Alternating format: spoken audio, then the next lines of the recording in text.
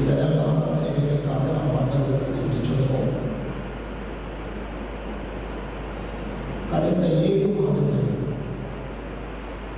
கர்த்தர் நம்மை கிருபையாக பாதுகாத்து இந்த 8வது மாதத்தில் முதல் நாளிலே கர்த்தரின் பிள்ளைகளாக அவருடைய ஆலயத்தில் கூடி வரை கர்த்தர் தந்த கிருபைக்காக ஆண்டவருக்கு நன்றி சொல்லுவோம். கடந்த 7 மாதங்கள் கர்த்தருடைய வார்த்தையிலே நல்லவராக போதுமானவராக இருந்தார். அவருக்கு துதிகளை ஏறெடுப்போம். இந்த மாதத்தில் முதல் நாளிலே இந்த நாளுக்குரிய இந்த மாதத்திற்குரிய ஆண்டவருடைய வார்த்தை 1 நாளாகமத்தின் புத்தகம் 4வது அதிகாரம் 10வது வசனத்தின் பின்பகுதி நான் வாசிக்கின்றேன். 1 நாளாகமம் 4வது அதிகாரம் 10வது வசனத்தின் பின்பகுதி. யாபேஸ் வேண்டிக் கொண்டதை தேவன் அறிவித்தார். யாபேஸ் வேண்டிக் கொண்டதை கர்த்தர் அறிவித்தார். இந்த மாதத்திலே நீங்கள் வேண்டிக் கொள்கின்ற காரியத்தை கர்த்தர் உங்களுக்கு அறிவித்தார். பக்கத்தில் சொல்லுவோம், பக்கத்தில் இந்த வார்த்தை செய்தியை, இந்த நல்ல வார்த்தையை சொல்லுவோம். இந்த மாதத்தில் நீங்கள் வேண்டிக் கொள்வதை கர்த்தர் அறிவித்தார். சொல்லுகிறேன், பக்கத்தில் பார்த்தவங்களுக்கு ஆசீர்வாதமாக இந்த மாதத்தில் நீங்கள் வேண்டிக் கொள்வதை கர்த்தர் அறிவித்தார். செய்வாரா? செய்ய மாட்டாரா? செய்வார். நிச்சயமாக செய்வார். என் நாமத்தினால் நீங்கள் எதை கேட்டாலும் அதை நான் செய்தேன் என்று கர்த்தர் வாக்கு கொடுத்திருக்கிறார். இந்த வேத பகுதி 1 நாளாகமம் 4 அதிகாரத்திலே இந்த 9-10 வசனங்கள் யாபேசுடைய வாழ்க்கையை குறித்து சொல்லப்பட்டிருக்கிறது. யாபேஸ் அவருடைய வாழ்க்கையின் அனைத்து விவரங்களையும் இந்த 2 வசனங்கள் நமக்கு சொல்லுகிறது. அவர் பண்ணின ஜெபத்தை இந்த காலையிலேயே தியானமாக சிந்திக்கலாம். 10வது வசனத்தை பாருங்கள். யாபேஸ் இஸ்ரவேலின் தேவனை நோக்கி, சேர்ந்து வாசிப்போம்.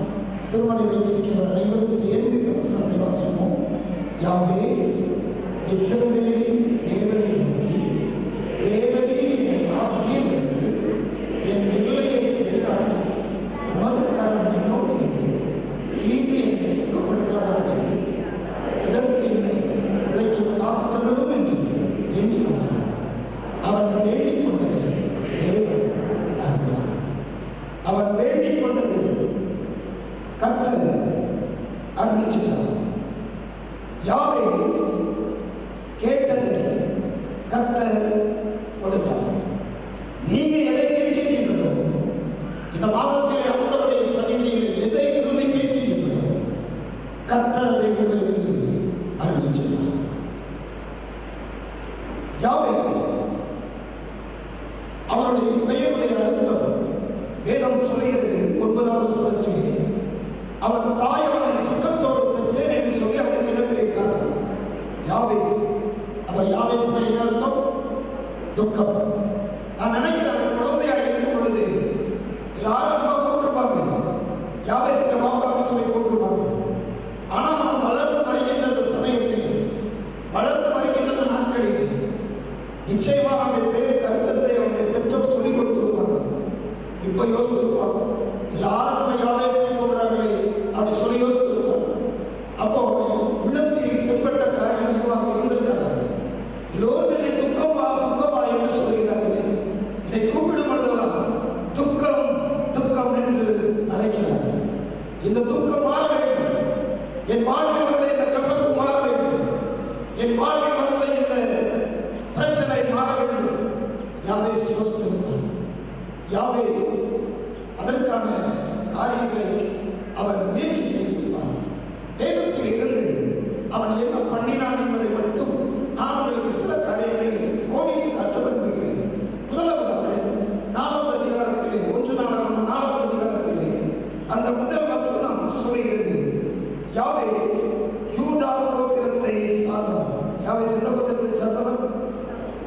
கோத்திரத்தை சார்ந்தவன். யூதா என்றால் அர்த்தம் என்ன? துதி. நாம் வாசிக்கலாம். ஆதியாகமத்தின் புத்தகம் 29ஆம் அதிகாரம் 35வது வசனம். மறுபடியும் அவள் கர்ப்பவதியாய் ஒரு குமாரனை பெற்று அவளுக்கு கர்த்தரை துதிப்பேன் என்று பெயரிட்டார். யூதா என்று சொன்ன என்ன அர்த்தம்? கர்த்தரை துதிப்பேன். கர்த்தரை துதிக்கக்கூடிய கோத்திரத்தில் பிறந்தவன் இந்த யாவேஸ். ஆண்டவரை போற்றக்கூடிய, ஆண்டவரை மகிமைப்படுத்தக்கூடிய, ஆண்டவருக்கு நன்றி சொல்லக்கூடிய, ஆண்டவரை எப்பொழுதும் போற்றி புகழ்ந்து கொண்டிருக்கின்ற கோத்திரத்தில் பிறந்தவன் இந்த யாவேஸ். இப்ப அவருடைய வாழ்க்கை துக்கமாக இருக்கிறது. இந்த துக்கம் மாறி போக வேண்டும், இந்த வேதனை மாறி போக வேண்டும். அவர் ஒரு சிறிய ஜெபத்தை தான் பண்ணுகிறார். அந்த ஜெபத்தின் காரியத்தை நாம் கற்றுக்கொள்வோம். என்ன ஜெபம் பண்ண நாம் பாருங்கள். 10வது வசனத்தில் முதல் பகுதி சொல்கிறது, யாவேஸ் இஸ்ரவேலின் தேவனை நோக்கி ஜெபம் பண்ணுகிறார். யாரை நோக்கி? யார் அந்த இஸ்ரவேல்? இஸ்ரவேல் யாருமா? தேவனால் தெரிந்து கொண்ட பிள்ளைகள். யாவேஸ் யாரு? சத்தமா சொல்லுங்க. யாவேஸ் யாரு? யாக்கோபு. யாக்கோபை ஆண்டவர் இஸ்ரவேலாக மாற்றினார். இந்த யாவேஸ் நினைக்கிறான், எனக்கு வந்த இந்த துன்பம், எனக்கு வந்த இந்த தொல்லை, எனக்கு வந்த இந்த உபத்திரவம் இஸ்ரவேலின் தேவனாகிய கர்த்தரால் மட்டும் எனக்கு மாற்ற முடியும். யாக்கோபை குறித்து பார்க்கிறார். யாக்கோபை ஆண்டவர் எப்படி இஸ்ரவேலராக மாற்றினார், யாக்கோபை எப்படி இஸ்ரவேல் என்று கர்த்தர் அழைத்தார் அப்படிங்கிறத அவன் சற்று ஆழமாய் அவன் யோசித்து வந்தான். நிச்சயமாக அவனுடைய தாயார், யாவேசுடைய தாயார் யாக்கோபை குறித்து அங்கே யாவேசுக்கு சொல்லிக் கொடுத்திருக்கக்கூடும். இந்த யாவேஸ் தன்னுடைய முன்னோராக யாக்கோபை குறித்து அவன் யோசித்தார். யாக்கோபு யார்? யாக்கோபு யாருமா? யாருடைய பெயர்? ஈசாக்குடைய பெயர். ஈசாக்குக்கு 2 பிள்ளைகள், ஒன்று ஏசா, யாக்கோபு. இந்த யாக்கோபு தன் அண்ணனையும் தன் தந்தையை வஞ்சித்துவிட்டு அவன் செல்கின்றான். அவன் அம்மா சொல்றாங்க, எப்பா நீங்க இருந்தவங்க அண்ணனை என்ன செஞ்சிருவான், அவன் உன்மீது பழியை அவன் அங்கே அவன் தீர்த்துக் கொள்வான். ஆகவே நீ செய்ய வேண்டிய காரியம் உன் மாமனார் வீட்டுக்கு நீ போகிறான். அவன் தன்னுடைய மாமனாருடைய வீட்டுக்கு போகிறான். போகும் பொழுது நடைபெறுகிற காரியத்தை பாருங்கள்.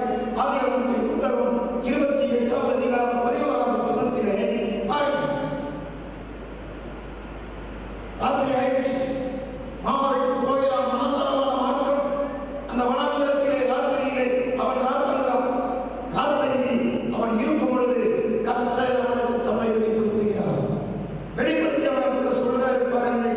ஒரு காரியம் சொல்லுகிறார், நாம் ஆபிரகாமின் தேவனும் ஈசாக்கின் தேவனும். 13வது வசனம், ஆதியாகமம் 28:13.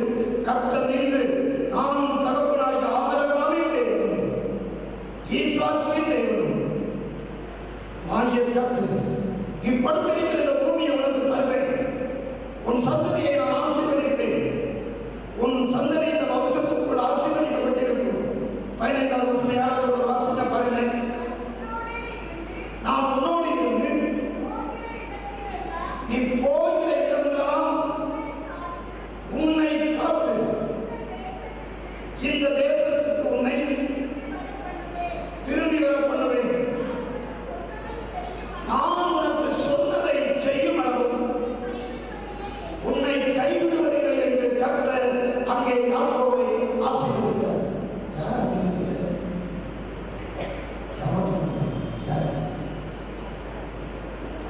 அண்ணனையும் தந்தையையும் ஏமாத்திட்டு ஆசீர்வாதத்தை சொல்லிட்டு போயிட்டு இருக்கிறவனுக்கு பார்த்து கர்த்தர் சொல்றாரு, நீ எப்படி இருப்பா? ஆசீர்வாதமாக இருப்பான். வியாபாரத்தில் எல்லாரையும் ஆண்டவர் ஆசீர்வதிச்சிருவார். அப்படி ஒரு கேள்வி தேடும். யோசித்து பாரு. நான் பின்னாடி சொல்றேன். இப்போ அவன் அந்த இரவு வேளையில் அவன் படுத்து எழுப்புறான். எழுப்பின பிறகு அவன் ஒரு பத்தனை செய்கிறான். என்ன பத்தனை செய்கிறான்?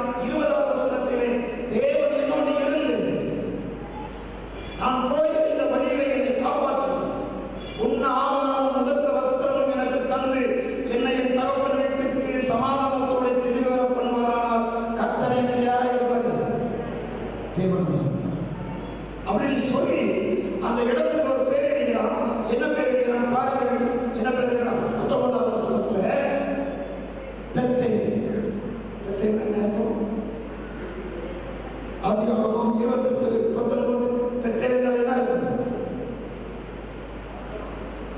அப்பத்தின் வீடு. பெத் என்றால் வீடு, ஏல் என்றால் தெய்வம். தேவனுடைய வீடு, தேவனுடைய வீடு. இந்த இடத்திற்கு அவன் பேர் கொடுக்கிறான், இது தேவனுடைய வீடு. தேவனுடைய வீட்டில் அங்கே ஒரு பொருத்தனை செய்கிறான். நீ என்னை சுகமாய் திரும்பி வரணும், என்னை காப்பாற்றணும், போற வழியில எனக்கு உணவு தரணும், உடை தரணும், எந்த தீமையும் என்னை அணுகக்கூடாது.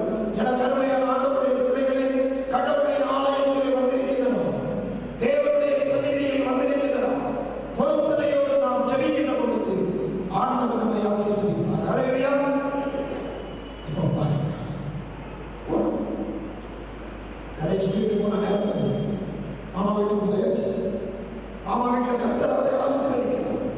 நீங்க 30-31 அதிகாரங்கள் வாசித்தீங்கன்னா அங்கே தெளிவாக எழுதப்பட்டிருக்கிறது, கர்த்தர் அவரை ஆசீர்வதிக்கிறார்.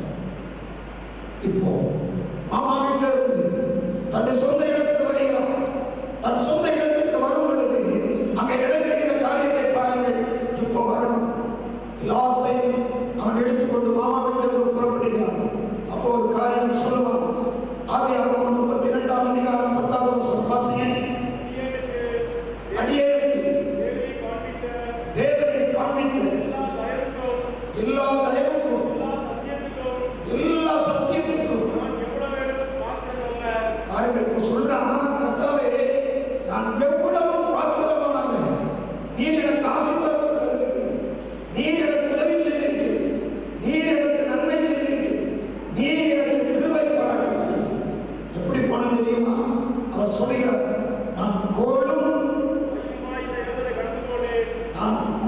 கையுமாக கடந்து போனேன். நான் இப்போது ஆசீர்வாதத்தோடு வந்திருக்கிறேன். ஊருக்கு போறேன். இப்போ பயம். ஊர்ல யார் இருக்கா? அன்னை இருக்கா? ஏசா இருக்கிறார். ஏசாவுக்கு பயம். இவன் தன்னுடைய பயத்தை போக்குவதற்கு, தன் அண்ணனை சரி செய்வதற்கு அங்கே ஒரு வெகுமதி அனுப்புறான். முன்னாடி வெகுமதி அனுப்புறான். யாக்கோபு ஆற்றங்கரையிலே தனித்திருக்கிறவன். யாக்கோபு ஆற்றங்கரையிலே தனித்திருந்து தன்னுடைய குடும்பத்தை எல்லாம் செப்பரேட் பண்ணிட்டு தனித்திருந்து ஜெபிக்கிறான். அவன் ஜெபிக்க அங்கே யாக்கோபு ஆற்றங்கரையிலே ஜெபிக்கிற ஜெபத்தை பார்க்கிறான். இப்போ அவன் ஜெபிக்கிற ஜெபம் ஆதியாகமம் 32ஆம் அதிகாரம் 26வது வசனம்.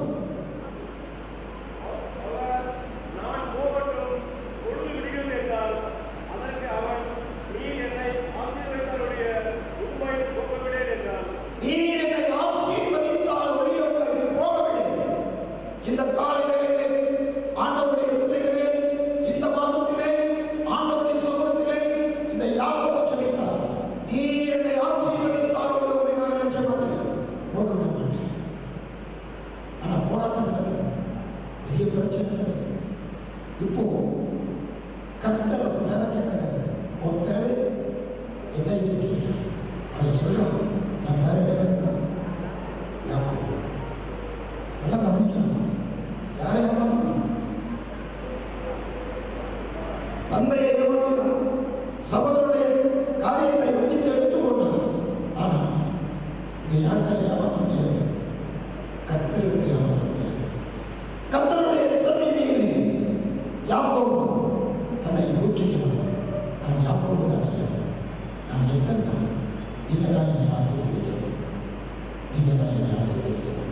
ஓசியாவின் புத்தகத்தில் 12வது அதிகாரத்தில் 3-4 வசனத்தில் இந்த ஜெபத்தை ஓசியா குறிப்பிடுகிறார். கர்த்தர் யாக்கோபை எப்படி ஆசீர்வதித்தார் பாருங்கள். 3வது வசனம், 4வது வசனம். அவன் தாயின் கர்ப்பத்தில் தன் சகோதரனுடைய குதிகாலை பிடித்தான், தன் பலத்தினால் தேவனோடு போராடினான். அடுத்த வசனம்,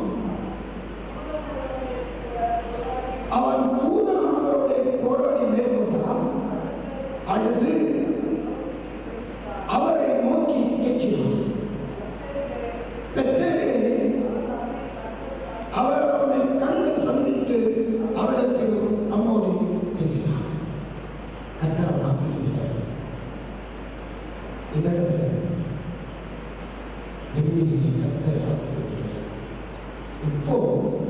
அவருக்கு பேரை மாத்துறாரு. என்ன பேர் மாத்துறாரு? இது ஒரு பெயர் இஸ்ரவேல் என்று அழைக்கப்படும். நீங்க அப்படியே பார்த்தீங்கன்னா அது ஒரு யாரும் ஏசோ போயிடுவாரு. ஏசோ போன பிறகு ஆதியாகமம் 33ஆம் அதிகாரத்திலே பின்பகுதியில் நீங்க பார்த்தீங்கன்னா 18ஆம் வசனத்திலே 14ஆம் வந்தபடி கானான் தேசத்தில் இருக்கிற சாலேம் என்கிற பட்டணத்துக்கு வந்து அங்கே ஒரு பலிபீடத்தை கட்டி அதற்கு ஒரு பேர் கொடுக்கிறாரு. என்ன பேர் கொடுக்கிறாரு? எகோவா இஸ்ரவேல். வெளியேறிய கர்த்தர் ஆசீர்வதிக்கிறார். வெளியேறினார் என்ன அர்த்தம்? வெளியேறினார் கர்த்தரை முகமுகமாய் சந்தித்தேன், கர்த்தரை முகமுகமாய் சந்தித்தேன் என்று அதற்கு வெளியேறிவிட்டார். இப்போ எகோவா இஸ்ரவேல், இஸ்ரவேலின் கடவுளே கடவுள், என்னை ஆசீர்வதித்த கடவுள் அவர் தேவனாக இருக்கிறார். இப்பொழுது யார் பார்க்கிறார்? யாவேஸ் பார்க்கிறார். இப்போ யாவேஸ் பார்க்கிறார். என் முன்னோரை ஆசீர்வதித்தார், என்னை ஆசீர்வதித்தார். நடுக்கத்திற்குள்ளே யாவேஸ் இஸ்ரவேலின் தேவனை நோக்கி ஜெபித்தார். இஸ்ரவேலின் தேவனை நோக்கி ஜெபித்தார். நீங்க நிறைய நேரத்தில் நம்ம ஜெபம் பண்றதை விட்டுட்டு மற்றவங்க நமக்காக ஜெபம் பண்ணிட்டு நினைக்கிறோம். நீங்க விரும்புவது கிடைக்க வேண்டும் என்றால், நீங்க விரும்பியதை தேவன் அருளி செய்ய வேண்டும் என்றால் யார் ஜெபிக்கிறது? இதெல்லாம் ஜெபிக்கிறது, இதெல்லாம் ஜெபிக்கிறது. பாருங்க, இப்போ யாவேஸ் இஸ்ரவேலின் தேவனை நோக்கி அவர் ஜெபித்தார். நம்முடைய ஆசீர்வாதத்திற்கு நம்முடைய வார்த்தை முக்கியம். கர்த்தரை கண்டுகொண்டார். முதல் காரியம் கர்த்தரை நோக்கி ஜெபித்தார். இரண்டாவதாக நீங்கள் அந்த வேத பகுதியை பார்க்கும் பொழுது அந்த ஜெபத்தை பாருங்க, கருத்தால் ஜெபித்தான். என்ன என்ன எத்தனை முறை சொல்றாங்க பாருங்க. அந்த வசனத்தை சற்று வாசியுங்க. யாராவது ஒரு திருத்தி வாசியுங்க. என்ன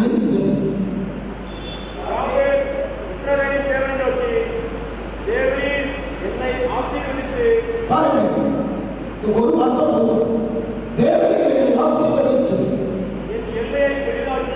என் எல்லையை பெரிதாக்கி உமது கரம் என்னோடு இருந்து தீங்கு என்னை துக்கப்படுத்தாத அதற்கு என்னை விலக்கி காத்தருளும் என்று வேண்டுகிறேன். எத்தனை முறை சொல்றாங்க? என்னை எத்தனை முறை சொல்றாங்க? எத்தனை முறை சொல்லுங்க? 5 முறை சொல்லுகிறார். என்ன ஆசைப்படுகிறது? என் எல்லையை இருக்கணும், நீங்க என்னோட இருக்கணும், தீனியை துக்கப்படுத்தக்கூடாது, அதற்கு என்னை விலக்கி காத்து என்னை ஆசீர்வதிக்கணும். ஒரு சின்ன சின்னம் எவ்வளவு நேரம்? ஒரு 2 நிமிஷம் இருக்குமா? 1 நிமிஷம். கருத்துள்ள கர்த்தரை கண்டுகொண்டார். கருத்தாக ஜெபித்தார். கருத்தாக ஜெபித்தார். நிறைய நேரங்களில் ஜோம் பண்ணுவாங்க, சுற்றி ஜோம் பண்ணுவாங்க. எதுக்கு ஜோம் பண்ணுவாங்க? ஆனால் யாவேஸ் கருத்தாக ஜோம். ஒரு வேடிக்கையான ஒரு சம்பவம் உண்டு. ஒரு முறை ஒரு பிரச்சனை ஒரு வீட்டுக்கு ஜோம் பண்ண போனாங்க. ஜோம் பண்ண போன பொழுது அந்த வீட்டில் ஒரு வயதான பாட்டி ரொம்ப நாள் அந்த படுக்கையிலே இருக்கிறாங்க. கொஞ்சம் சுகம் கொடுத்தா நல்லா இருக்குன்னு சொல்லி அந்த அரசியலாக ஜோம் பண்ண சொன்னாங்க. அந்த அரசியலாக ஜோம் பண்ணாங்க. என்ன ஜோம் பண்ணாங்க? ஆண்டவரே, கடந்த காலத்தில் நான் துபாயில் இருந்தேன், நேற்று தினத்திலே நான் இங்கே இருந்தேன், இன்றைக்கு இங்கே வந்திருக்கிறேன் அப்படின்னு சொல்லி ஒவ்வொன்றா சொல்லி ஜோம் பண்ணாங்க. ஜோம் பண்ண சொன்னேன். பார்க்குறா, கட்டத்தை பார்க்குறேன், எல்லாருமே கட்டில் கட்டி இது நினைச்சிட்டு நம்ம குறுக்கமான ஜபத்தை கேட்டு யாரும் என்ன செய்யறாங்க? கண்டிப்பாக நினைச்சாங்க. கேட்டாங்க, எல்லாரும் கட்டி கொடுக்குறேன். ஐயா, நீங்கள் துபாயில் இருந்து மஸ்கட்டுக்கு போனது செய்ய கண்டிப்பாக செஞ்சாங்க. ஜபம் அர்த்தமற்ற பலனை மாறிவிடுகிறார். கருத்துள்ள ஜபத்தை கருத்தை கொடுக்கிறார். யாவேஸ் கருத்தால் ஜெபித்தார். என்ன ஆசைப்படுகிறது? அது கரங்களை இருக்கட்டும், தீங்கு துக்கப்படுத்தக்கூடாது,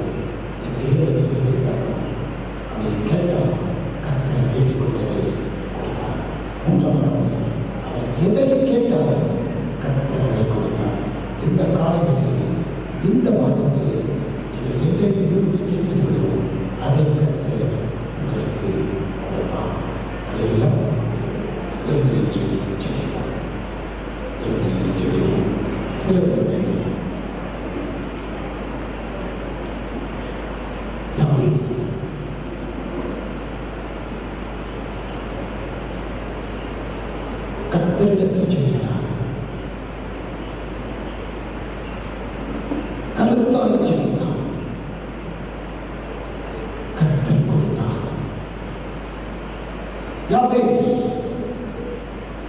கர்த்தரை நோக்கி ஜெபித்தான். இஸ்ரவேலின் தேவனாகிய கர்த்தாவே, நீர் என்னை ஆசீர்வதியும். என் முன்னோரை ஆசீர்வதித்த தெய்வமே, நீங்க என்னை ஆசீர்வதியும். என் எல்லை பெரிதாகும். அது கரம் என்னோடு இருக்கிறது. தீங்கு என்னை துக்கப்படுத்தக்கூடாது. அதற்கு நீ என்னை விளக்கி காக்க. இந்த மாதத்தில் கர்த்தர் ஆசீர்வதிக்கும். இந்த மாதத்தில் தெய்வம் உங்களை ஆசீர்வதிக்கும். இந்த மாதத்தில் ஆண்டவர் உங்களை ஆசீர்வதிக்கும். கடந்த 7 மாதங்கள் கடந்து போயிடுச்சு. பல காரியங்களை குறித்து நான் எதிர்பார்த்து காத்திருந்து சோர்ந்து போனேன். இந்த மாதத்திலே என்னை நீங்க ஆசீர்வதிக்கணும். இந்த மாதத்திலே நீங்கள் என்னை ஆசீர்வதிக்கணும். உங்களுடைய தேவைகள் எதுவாக இருந்தாலும் ஆண்டவரிடத்தில் சொல்லுங்கள். இந்த மாதத்திலே கர்த்தர் உங்களுக்கு அற்புதம் செய்வார். நீங்கள் விரும்புகின்ற நன்மையை, நீங்கள் விரும்புகின்ற காரியத்தை கர்த்தர் உங்களுக்கு அருளி செய்வார். யாபேஸ் கர்த்தரை நோக்கி ஜெபித்தான். கருத்தாய் ஜெபித்தான். கர்த்தர் கொடுத்தார். ஆண்டவருடைய சமூகத்திலே, கர்த்தாவே, நீங்க எனக்கு உதவி செய்யணும். நீங்க எங்களுக்கு உதவி செய்யணும். நீங்க எனக்கு வாழ்வு தரணும். நீங்க எனக்கு கிருபை பாராட்டணும். என் குடும்பத்திற்கு கிருபை பாராட்டணும். என் பிள்ளைகளுக்கு கிருபை பாராட்டணும். என் தனிப்பட்ட வாழ்க்கையில் நீங்க கிருபை பாராட்டணும். எதிர்பார்த்திருக்கிற நன்மைகளை நீங்க தரணும். யாக்கோபை ஆசீர்வதித்த தெய்வமே, என்னை ஆசீர்வதித்து அனுப்புங்க. என் நாமத்தினால் எதை கேட்டாலும் செய்வேன் என்று சொன்னீங்க. உங்களுடைய சித்தத்திற்கு இசைந்து கேட்கிறேன். எனக்கு உதவி செய்யுங்க. எனக்கு உதவி செய்யுங்க. ஒரே ஒரு நிமிடம் உங்கள் உள்ளத்தின் ஆழத்தில் இருந்து, ஒருவேளை உங்களுடைய உள்ளத்தில் இருக்கிற வருத்தங்கள், இதுவரைக்கும் சந்திக்கப்பட முடியாத காரியங்கள், உங்கள் உள்ளத்தை வருத்தி கொண்டிருக்கின்ற பாரங்கள், உடைய உள்ளத்தை வருத்தி கொண்டிருக்கின்ற பாடுகள், பல முறை கேட்டும் கிடைக்காத ஆசீர்வாதங்கள், இந்த மாதத்தில் கர்த்தாவே எனக்கு தார். நீங்க அற்புதம் செய்யுங்க. நீங்க நன்மை செய்யுங்க. எனக்கு வேலை இல்லை. எனக்கு திருமணமாகவில்லை. என் பிள்ளைகளுக்கு இன்னும் ஏற்ற காலங்களிலே நன்மைகள் கிடைக்கவில்லை. எனக்கு குழந்தை பாக்கியம் இல்லை. என் பிள்ளைகளுக்கு கர்த்தர் ஏன் இன்னும் குழந்தை பாக்கியத்தை கொடுக்கவில்லை? என்னுடைய குடும்பத்தில் ஏன் இந்த ஆசீர்வாதம் இன்னும் வரவில்லை? ஏன் இந்த பலவீனம் என்னை வாட்டி வதைக்கின்றது? இதற்கெல்லாம் ஒரு முடிவு இல்லையா என்று வேதனையோடு இருக்கலாம். யாபேசின் துக்கத்தை மாற்றிய ஆண்டவர், யாபேசின் வேதனையை மாற்றிய கர்த்தர் இந்த ஆராதனையில் உங்கள் தேவைகளை சந்திப்பார். தேவன் யாபேசின் ஜெபத்தை கேட்டு அவன் கேட்டதை கர்த்தர் கொடுத்தார். கர்த்தர் கொடுத்தார். எனக்கு அருமையானவர்களே, உங்களுக்கும் கர்த்தர் கிருபை செய்வார். இந்த மாதத்தில் ஆண்டவர் அற்புதம் செய்வார். இந்த மாதத்தில் கர்த்தர் நன்மை பாராட்டுவார். அன்பு நிறைந்த கர்த்தாவே, பாரத்தோடு ஜெபித்த ஒவ்வொருடைய ஜெபங்களையும் கேட்டிருக்கிறீர். ஆசீர்வதியும். யாபேசின் ஜெபத்தை கேட்டு, அவருடைய விண்ணப்பத்தை கேட்டு நீர் அருளி செய்த நன்மைகளுக்காய் தோத்திரோம். எல்லைகள் பெரிதாகட்டும், தீமைகள் அகன்று போகட்டும். உமது கரம் அனைவரோடு கூட தங்கியிருக்கட்டும். ஆசீர்வதியும். இயேசுவின் நாமத்தில் ஜெபிக்கிறோம் நல்ல பிதாவே. ஆமென்.